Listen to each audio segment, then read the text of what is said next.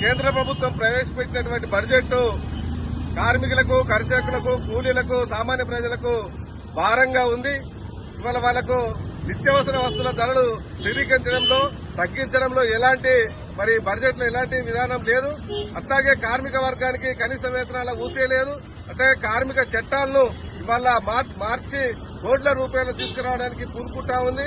అట్లాగే ప్రభుత్వ రంగ సంస్థలను అమ్మి వాటికి వచ్చేటువంటి ఆదాయంతో ఇవాళ కేంద్ర ప్రభుత్వము నడిపియాలని చెప్పి బడ్జెట్ ప్రవేశపెట్టేది దుర్మార్గమైంది. ఉన్న ఆస్తులను నమ్మి పరిపాలన చేయడం అనేది ఇవాళ సిగ్గుచేటని చెప్పి సిఐటిగా మేము డిమాండ్ చేస్తా ఉన్నాం.